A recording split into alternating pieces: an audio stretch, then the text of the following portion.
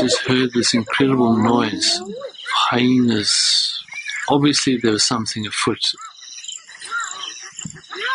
It is Farai, alive but bone-thin, weak, and facing a vicious mob. Life as a nomad had obviously taken its toll, and we couldn't believe how bad Farai was looking. It was just incredible to see a lion in such poor condition. I mean, all signs of his mane had disappeared, and he was just an extremely thin and desperate lion. Farai is engaged in a fight for his life, and then comes the cavalry. He's formed a coalition with another nomadic male, one who is also in terrible condition, but his presence is enough to turn the tide.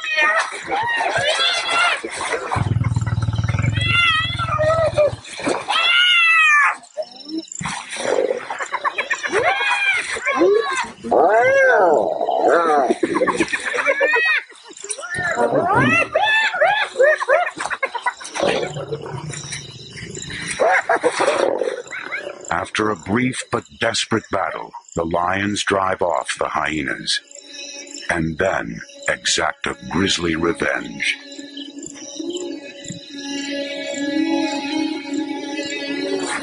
In the aftermath, Farai has taken a hyena cub.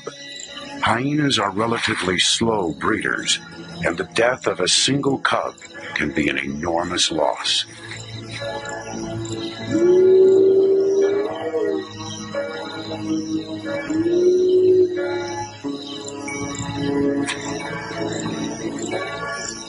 Farai seems almost too weak and exhausted to eat the cub. It's most unusual for a lion to eat a hyena, but Farai was obviously really desperate and starving. Still, the Richardsons hold out some hope for the young lion. Given the fact that he'd survived through most of the dry season, and he had formed a coalition with another male, he'd obviously hung in this long, and we just hoped that he'd manage to hang in a bit longer.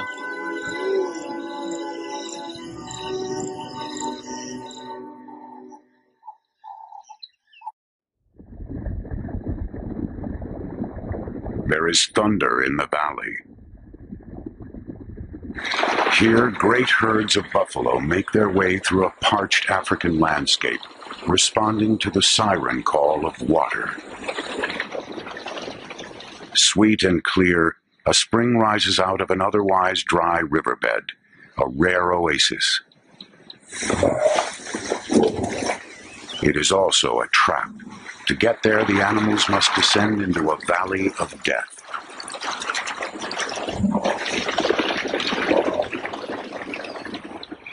Filmmakers Lynn and Phil Richardson have come to this unique place in the hopes of capturing the secret life of the magnificent predators who prey upon these herds.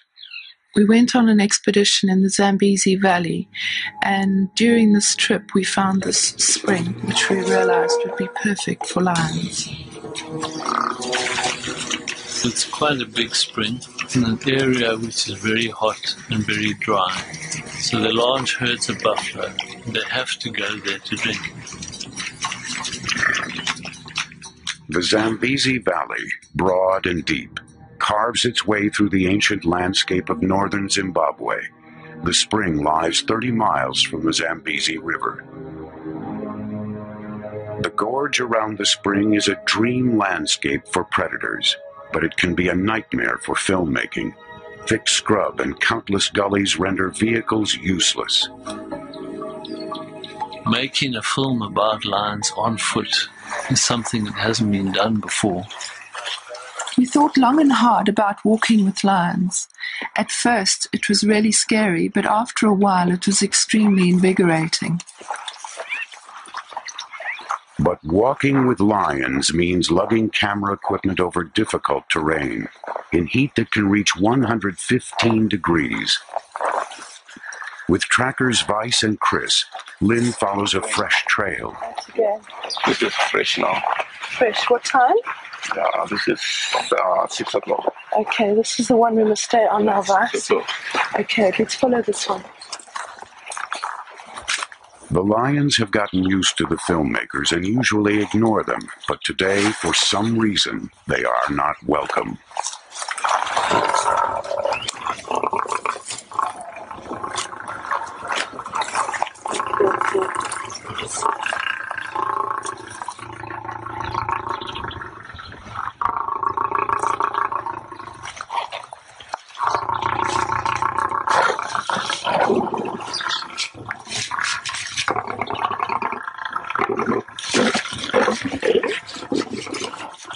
When a lion charges you, it's the most terrifying feeling, as if your heart has dropped out of your body.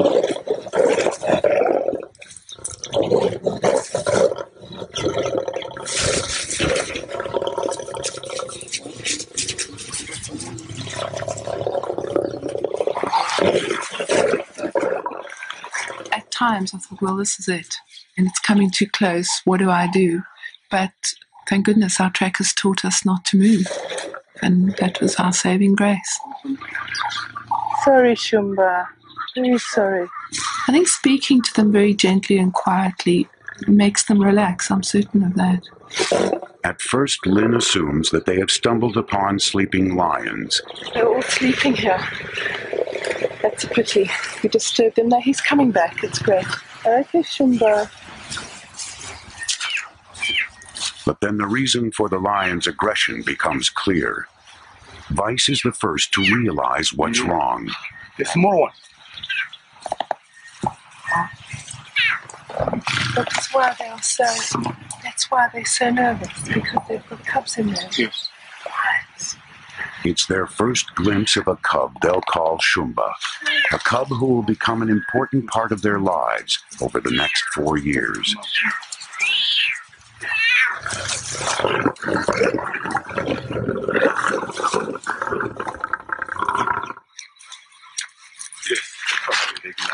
Here's the big male. The lions seem to be headed for the spring. Phil, come in. Okay, Phil, we are between Elbow and Fig Tree. Lynn radios Phil so that he can get there before them and into his hide.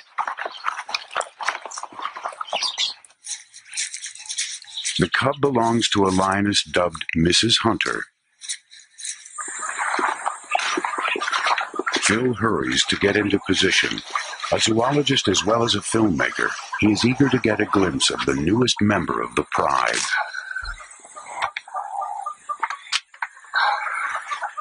He and Lynn have set up permanent hides at the best vantage points for observing the spring and the entrances to the gorge. Shooting from the hides has allowed the Richardsons to get to know each of the pride members as individuals. Kavingo, the dominant pride male, is the first to arrive. 9 adult and sub-adult females follow. Kavinga is the territorial male. He's actually a wonderful lion. He just has a superb confidence about him. And what's best is that he's relaxed with us and accepts us. Mrs. Hunter is the killer in the pride. She's very experienced, but she's also a fantastic and very gentle mother. Her cub Shumba was so confident and full of life, we knew from the outset that she was to be a very special lion.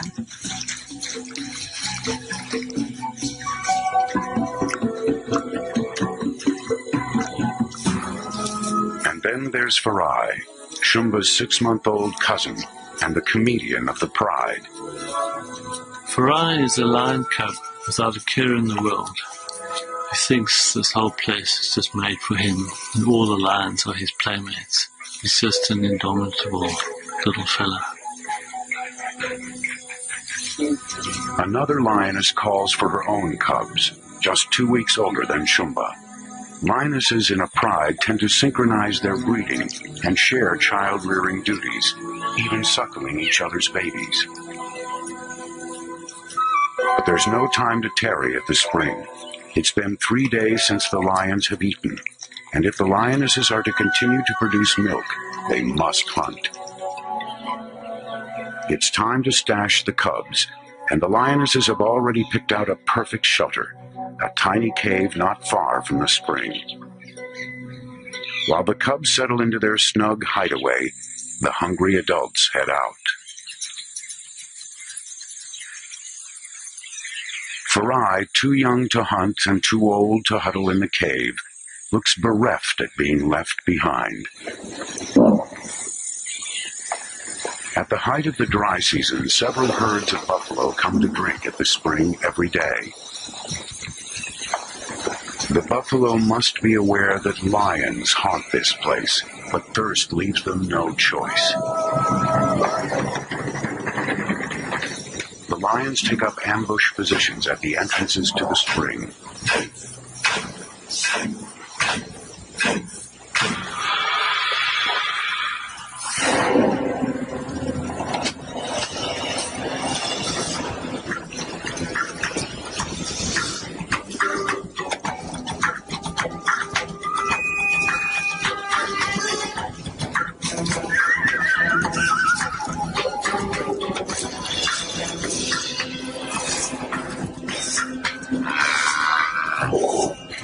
Mrs. Hunter, Shumba's mother, shows exactly how she earned her name.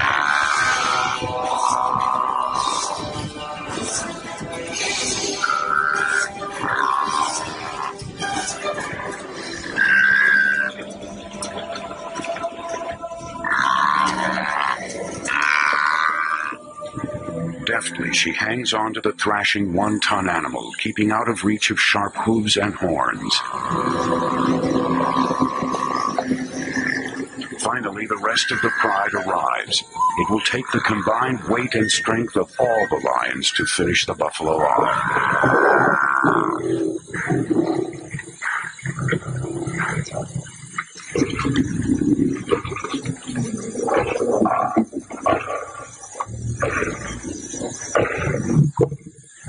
Within minutes, the scavengers have settled in to observe the kill,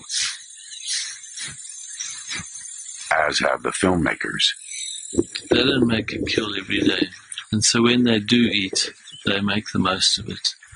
And they really gorge themselves and can eat 40 pounds of meat at a sitting.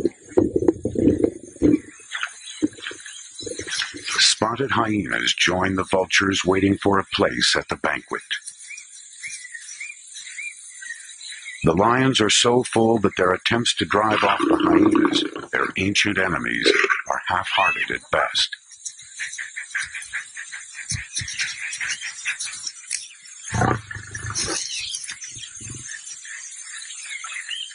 Now it's time for a good lie-down, something lions excel at. They'll spend up to 20 hours a day resting, conserving their energy.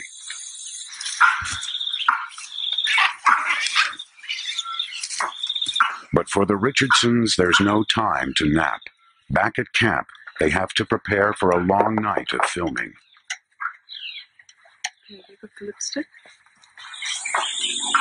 As dusk settles over the camp, some noisy neighbors roost in the trees above. For Phil and Lynn, the baboons are not just amusing. The baboons are quite helpful in a way. They're extremely vigilant, so when they're in camp, they act as a sort of security system for us and sound their alarm if a lion or leopard is approaching camp.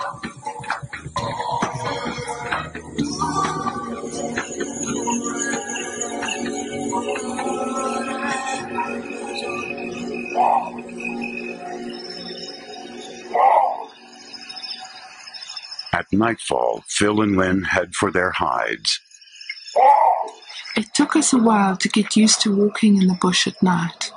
It's pitch black, full of sounds of animals, and you never know what is around you. Near the hide, Phil directs infrared lights toward the spring. We can't use regular lights or the lions will leave, so we use infrared light, which the lions can't see, but neither can we. So we're blind except for what's visible through our infrared camera. When you switch on the lights, there's absolutely no change in the animal behavior at all. to keep your wits about you, because all you can see is what you see in your monitor.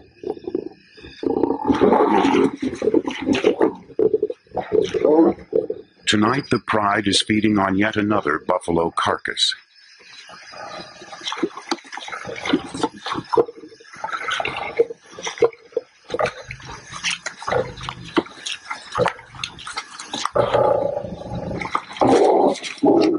The meal is an uneasy affair, with as much snarling as eating going on, and their dinner is about to be interrupted.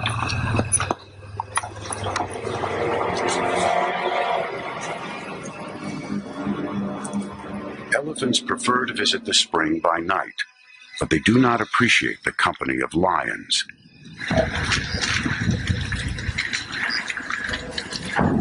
Protective cows crowd around their babies.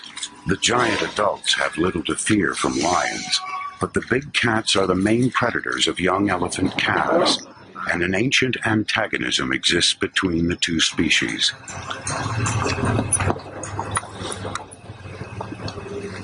A psychological duel ensues. The elephants seem infuriated by the proximity of the lions.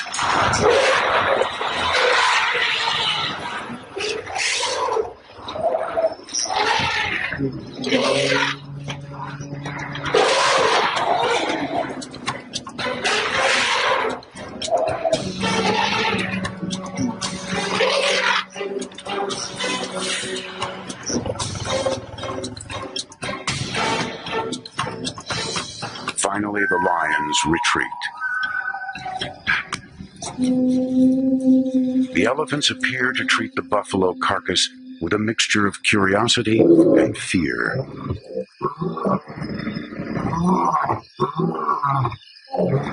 As if to deny their defeat, Farai, Mrs. Hunter, and Kavingo noisily announce that they are still the rightful kings of beasts. The adults in the pride are extremely tolerant of Farai. They put up with his antics with little more than a snarl or two.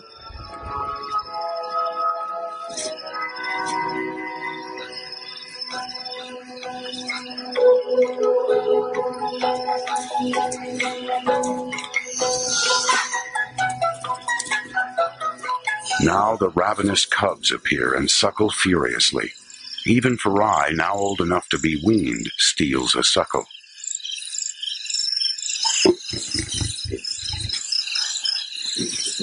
Eventually, the females decide that enough is enough.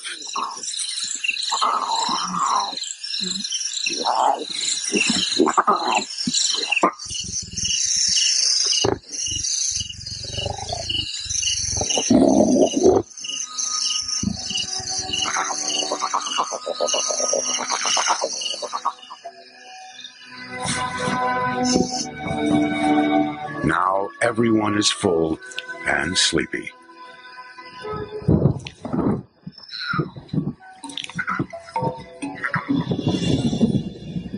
But the rumble of thunder interrupts the lion's reverie. This calm, balmy night is about to take a violent turn. Humidity blown in from the north heralds the end of the long, hot, dry season.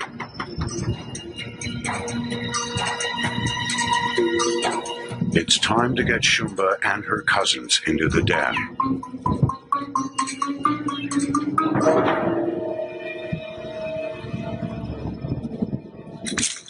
The filmmakers, too, head for cover, hoping that they won't blunder into elephants or lions in the rumbling darkness.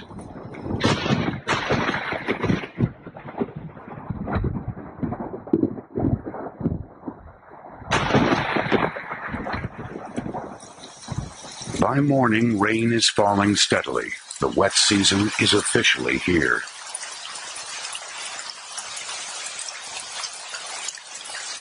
This is good news for the wild things in the area, but not for the film crew. With water available everywhere, the great herds will no longer need to come to the spring, and the lions will head out after them. Filming will have to be suspended.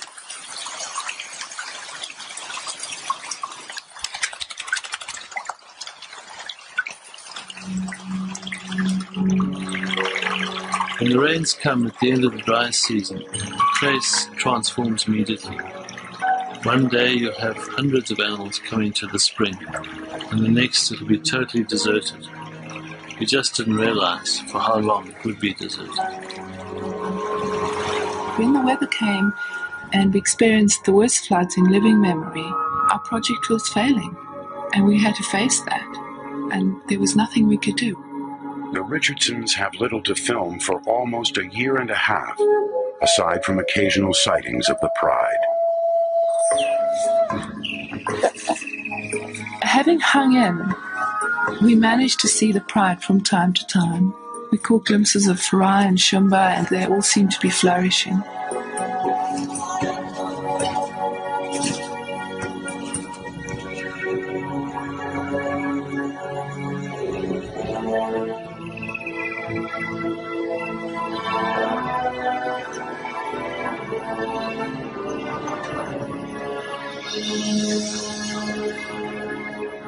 Finally, after 18 months of mostly lost filming, the weather turns and the landscape begins to dry out again. Anxiously, Phil and Lynn await the return of the Pride. Then one day they spot a familiar figure at the bottom of the gorge. It is Mrs. Hunter on a buffalo kill.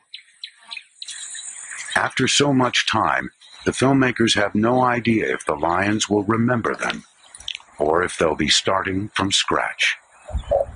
We were very pleasantly surprised. She was actually amazingly tolerant, given the fact that we hadn't been this close to her for over 18 months. It was just so good to see the lions back again, and to be on foot with them again.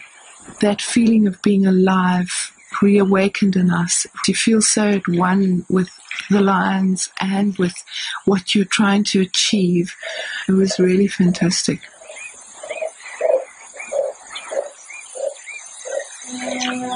The filmmakers are delighted to see another lioness approach the kill. It's Shumba, now fully grown.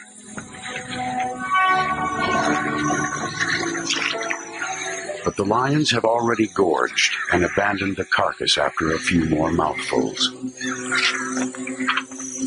Instantly, the vultures seize the opening.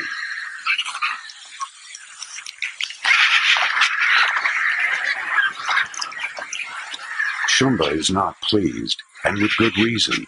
A vulture can consume 2 pounds of flesh in minutes.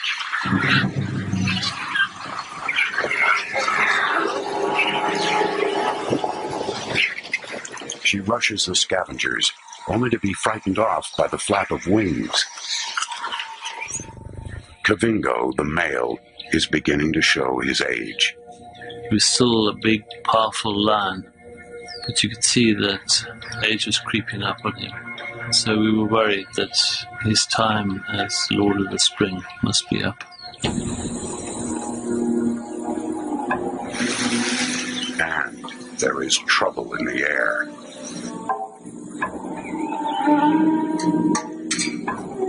For weeks, Kavingo has smelled the telltale signs of 2 young males wandering through his territory. They are after his lionesses.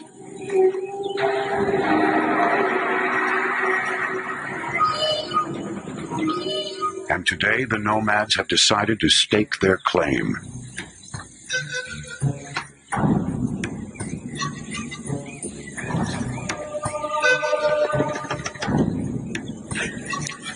The young males are in their prime. Shumba and Farai, sensing trouble, head for cover. Kavingo has a choice to make: stand his ground or leave. The new males insolently scent mark over Kavingo's marks, and the older lionesses seem intrigued.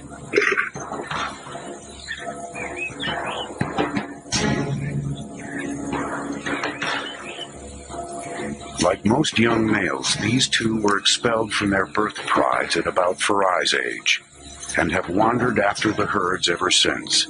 But now they have their eyes on Kavingo's lionesses and his bountiful place at the spring. Kavingo, outnumbered, is still reluctant to give up his territory. But one of the new males takes the offensive.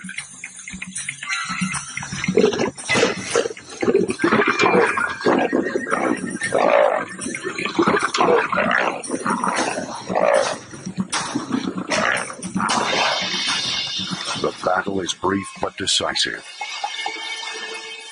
The lionesses look on as Kavingo departs. Bereft of his females and his prime real estate, the old male heads into the wilderness. The victor watches him go.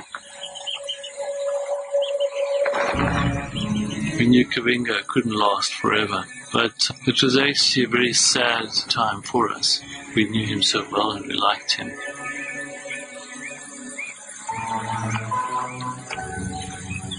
I was really sad to see Kavingo go.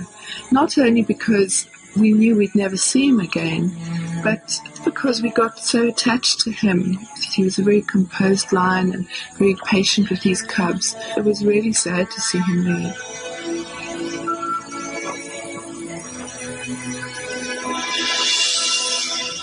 The arrival of the two new males seems to have unnerved the pride. Young Shumba and Farai take to the trees in terror. Farai's approaching the age when young males are driven from the pride. With tolerant Kavingo gone, his situation is precarious.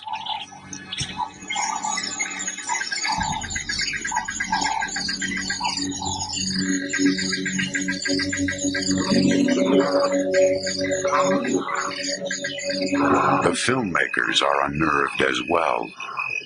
These lions came from nowhere. We'd never seen them before. They'd probably not laid their eyes on humans before. They kept running away when we went close to them. Hoping the lions will come to them, Phil and Lynn set up in a hide near the pride's favorite place to drink. They don't have to wait long. It's the larger of the new males, loudly roaring his claim to this territory.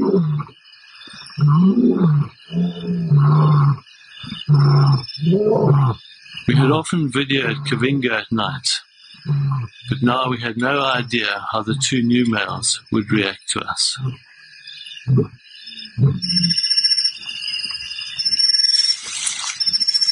The adult lionesses seem to have accepted their new leader.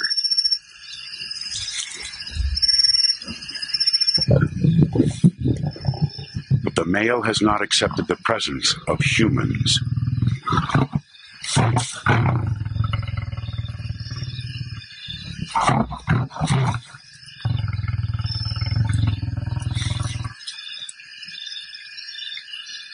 They're huge, powerful animals, and those growls and roars just rattle through your body. It's really scary at night.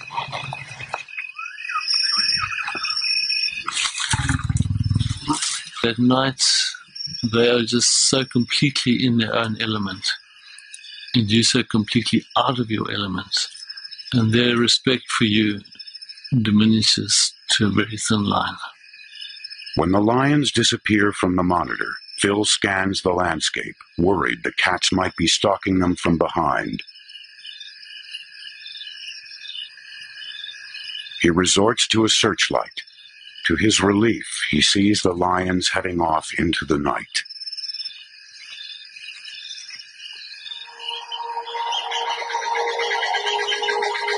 The dry season is deepening. Gradually, the last water in the riverbed evaporates, leaving the spring as the only surface water for miles around. Life becomes ever more desperate for the wildlife. A few miles from the spring, elephants gather in the withering heat, which now soars over 100 degrees. The riverbed looks dry, but the elephants are about to transform it. There are a few places where water level underground seems to rise up, and they dig wells to get down to the water.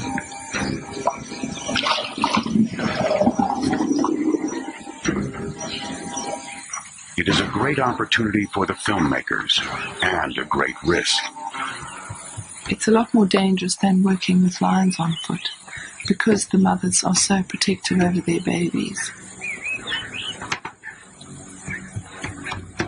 Using their enormous bulk and strength, the elephants dig down to the water level to create mud wallows. The mud cools them and protects their hides from parasites. For the youngsters, wallowing is just plain fun. Baboons are happy to help themselves to the fruits of the elephant's labors. It's dangerous for baboon babies to wander. New males in the troop might kill them. Fortunately, these babies come equipped with restraining devices.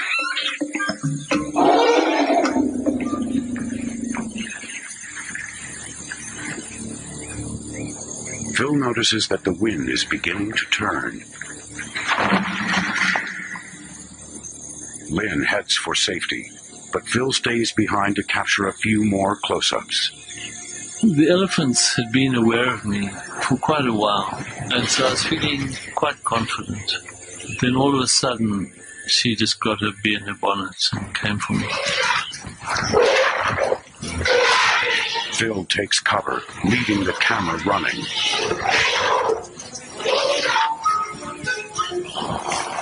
It was a pretty full-on charge because she stopped only 4 feet from the camera.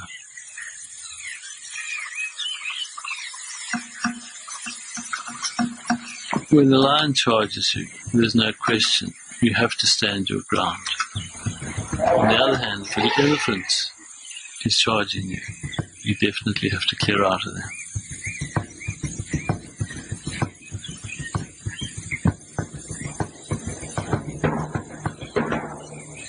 After the elephants depart, the pride makes its way to the dry riverbed to rest. The new males and the older lionesses have accepted each other, for the most part. But Farai, Shumba, and the other youngsters are still keeping their distance. Their lives may yet be in danger from the new males.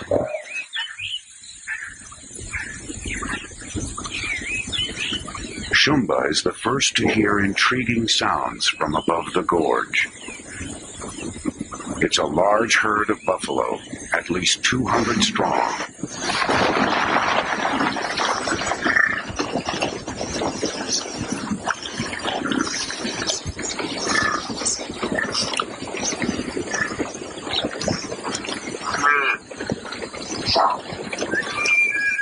The sheer size and numbers of the herd take the young lions by surprise.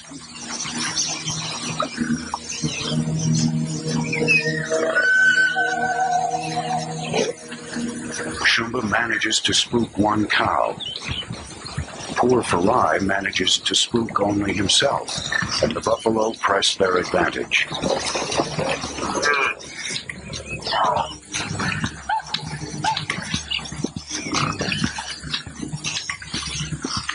Buffalo are strange. Sometimes they run, sometimes they charge. The buffalo probably saw these lions were particularly lacking in confidence and took the opportunity to chase them around. Probably made the buffalo feel good.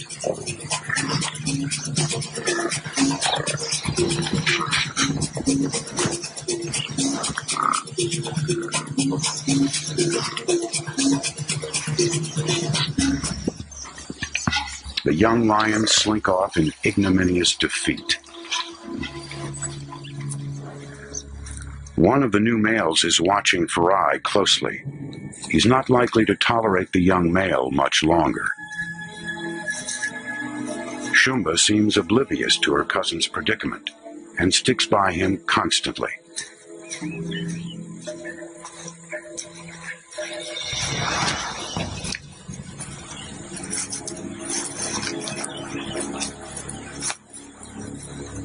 Sensing the new male's growing aggression, Farai heads off to take up the life of a nomad.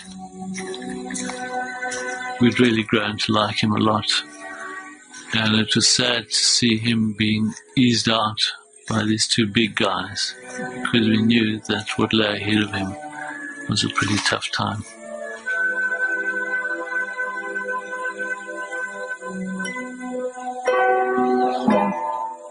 Shumba calls after him in vain.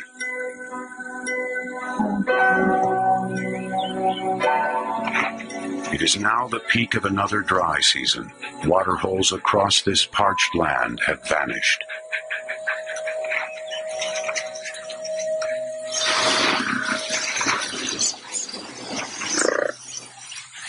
Some grazers are starving, and some have not made it.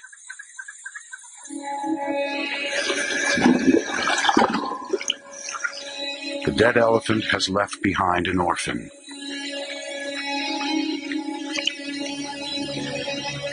Just a year old, it cannot yet fend for itself, and it's vulnerable to predators.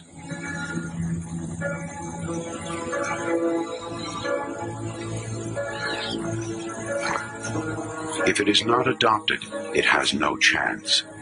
Elephants do sometimes adopt orphans, but this one seems to be having no luck. It may be the stress of the season, the battle for scarce resources, that causes the herd to reject the baby. Filming that little baby being rejected was so hard. I just thought, this is tough. Nature is so cruel at times. But it was really very sad to see that female push it away, and then it just went off on its own because it kind of got the message. And that was even harder because there was this tiny little thing that wasn't going to have much of a chance out on its own.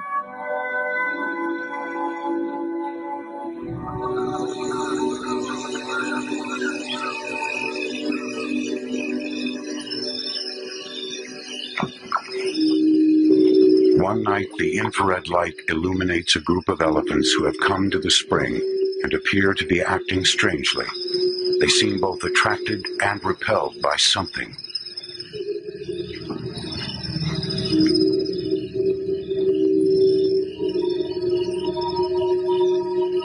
After searching through their monitors, the Richardsons discover the cause. It's the baby elephant, now dead. After having followed the baby Ellie for days and nights, we were amazed to see the other elephants pay their respects. It was very touching. It's difficult to know why they do it. Maybe it's just curiosity. Maybe there is some sort of feeling of loss within the elephants that they feel one of their number has gone.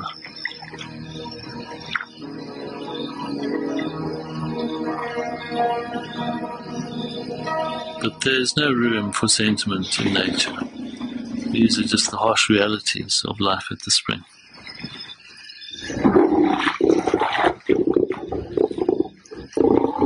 Before long, the lion pride has descended on the remains of the baby elephant. The size of the carcass brings together the entire pride for the first time since the arrival of the new males. The meal becomes a snarling, snappish affair.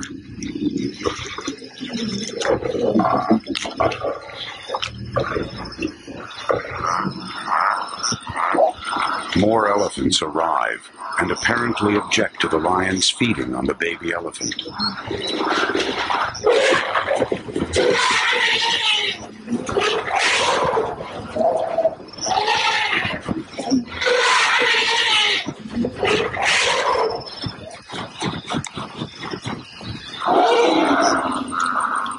In the end, it's a standoff.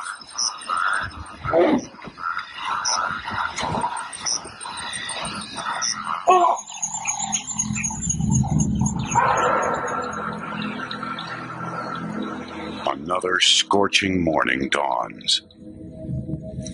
The baboon sentries take up their lookout posts in the trees as hundreds of impala descend into the gorge.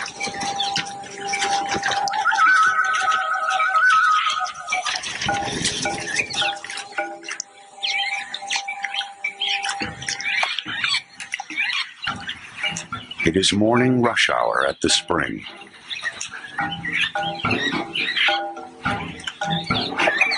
In anticipation of a hunt, Lynn has taken up a position in a hide. Trackers Vice and Chris scan the scene from a tree above the gorge, keeping Lynn informed as to where the pride is heading. They're on the move.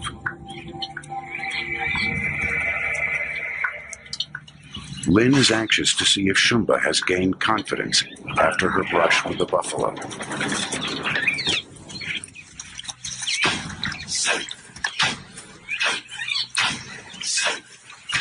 Everything was perfect. The gorge was filled with impala desperate to drink. Shumba was moving into a perfect position, and the rest of the pride had closed off all the entrances to the spring. I watched intensely and felt really excited to see her so engaged.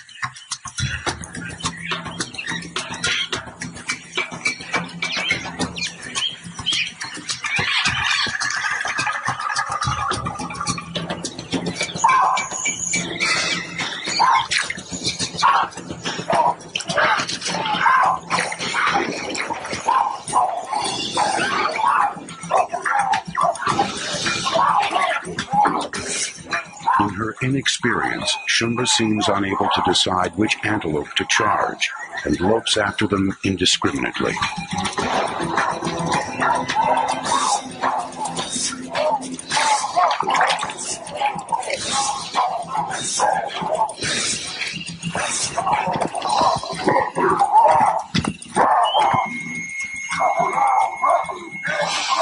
Then she spots a straggler.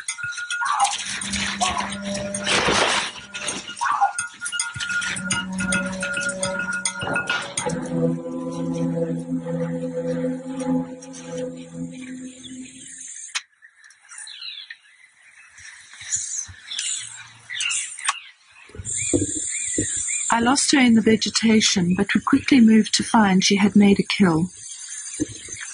Shumba has finally come of age as a hunter.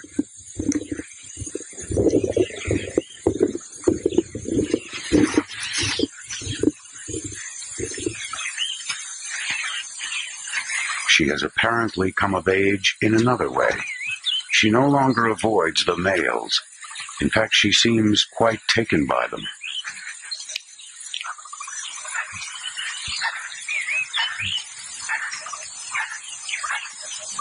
Both males have noticed her condition, but 2 males and 1 female in heat can be a powder keg.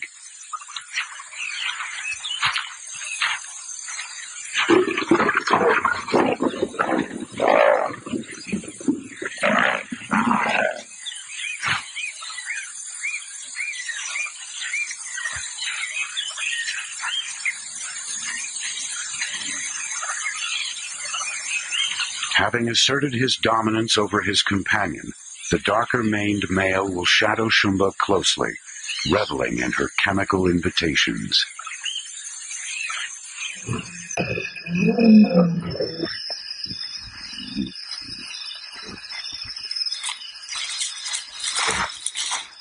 By nightfall, Shumba is in an amorous mood, and so is the dark-maned male. Their courtship will last about 3 days and nights, punctuated by mating about every 20 minutes.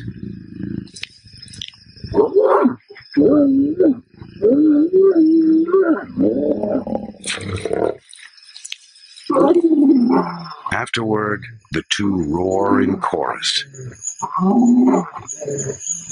The other male responds, and his roars will not go unanswered.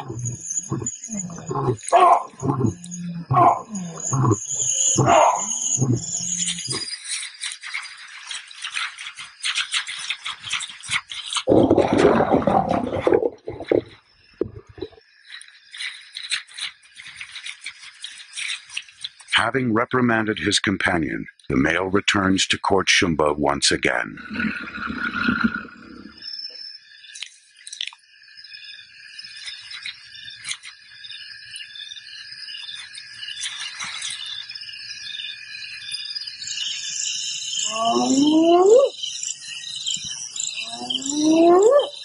A few nights later, strange wails and laughter pierce the gathering dusk. I just heard this incredible noise. Hyenas. Obviously there was something afoot. It is Farai, alive but bone-thin, weak, and facing a vicious mob. Life as a nomad had obviously taken its toll, and we couldn't believe how bad Farai was looking. It was just incredible to see a lion in such poor condition. I mean, all signs of his mane had disappeared, and he was just an extremely thin and desperate lion. Farai is engaged in a fight for his life, and then comes the cavalry. He's formed a coalition with another nomadic male, one who is also in terrible condition, but his presence is enough to turn the tide.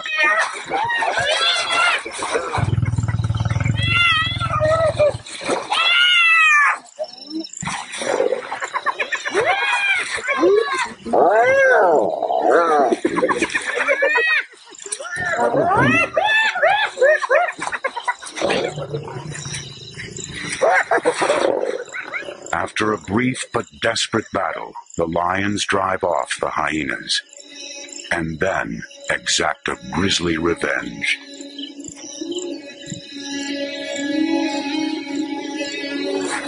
In the aftermath, Farai has taken a hyena cub.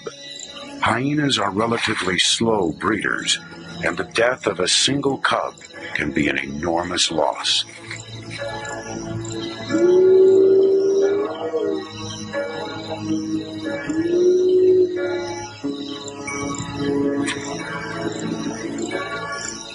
Farai seems almost too weak and exhausted to eat the cub. It's most unusual for a lion to eat a hyena, but Farai was obviously really desperate and starving. Still, the Richardsons hold out some hope for the young lion. Given the fact that he'd survived through most of the dry season, and he had formed a coalition with another male, he'd obviously hung in this long, and we just hoped that he'd manage to hang in a bit longer.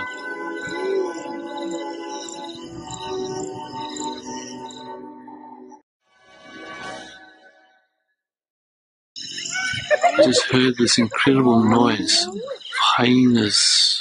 Obviously there was something afoot. It is Farai, alive but bone-thin, weak, and facing a vicious mob. Life as a nomad had obviously taken its toll, and we couldn't believe how bad Farai was looking. It was just incredible to see a lion in such poor condition. I mean, all signs of his mane had disappeared, and he was just an extremely thin and desperate lion. Farai is engaged in a fight for his life, and then comes the cavalry. He's formed a coalition with another nomadic male, one who is also in terrible condition, but his presence is enough to turn the tide.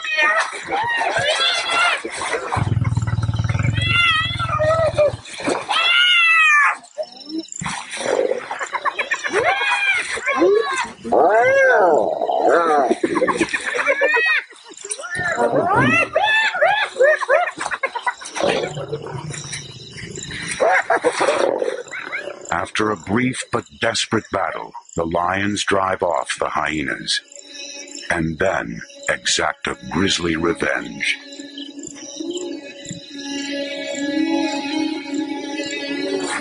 In the aftermath, Farai has taken a hyena cub.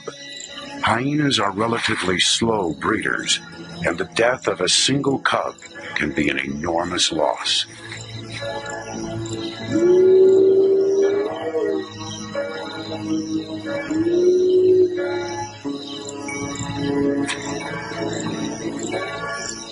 Farai seems almost too weak and exhausted to eat the cub. It's most unusual for a lion to eat a hyena, but Farai was obviously really desperate and starving. Still, the Richardsons hold out some hope for the young lion. Given the fact that he'd survived through most of the dry season, and he had formed a coalition with another male, he'd obviously hung in this long, and We just hoped that he'd manage to hang in a bit longer.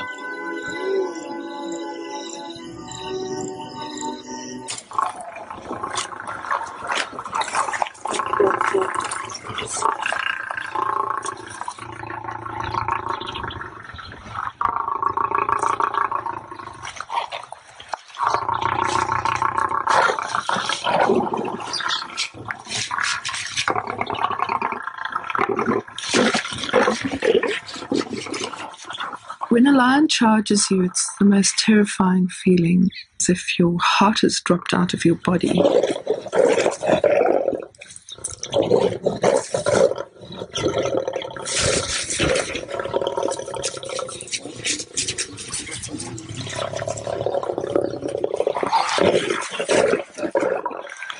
At times I thought, well, this is it, and it's coming too close. What do I do?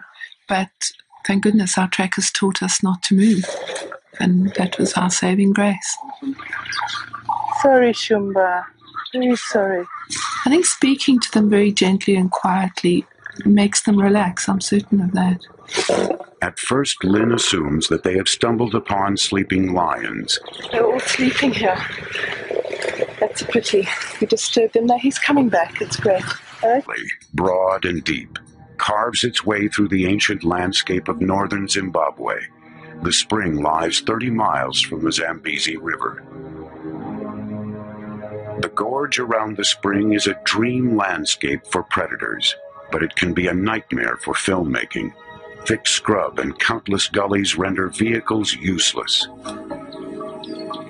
Making a film about lions on foot is something that hasn't been done before. We thought long and hard about walking with lions. At first, it was really scary, but after a while, it was extremely invigorating. But walking with lions means lugging camera equipment over difficult terrain, in heat that can reach 115 degrees. With trackers Vice and Chris, Lynn follows a fresh trail. Again. This is fresh now. Fresh. What time? This is 6 o'clock. Okay, this is the one we must stay on now, Vice. So, Okay, let's follow this one. The lions have gotten used to the filmmakers and usually ignore them, but today, for some reason, they are not welcome.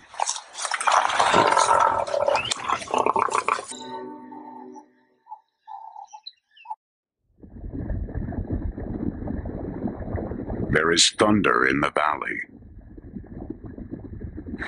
Here, great herds of buffalo make their way through a parched African landscape, responding to the siren call of water.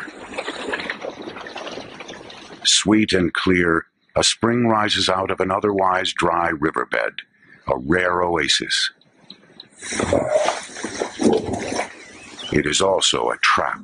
To get there, the animals must descend into a valley of death.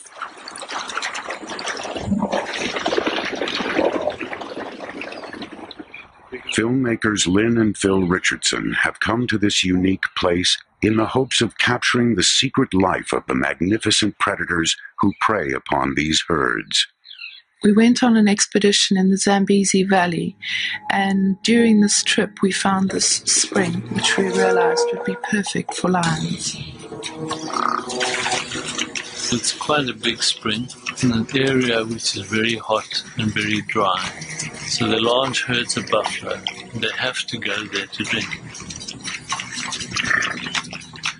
The Zambezi Valley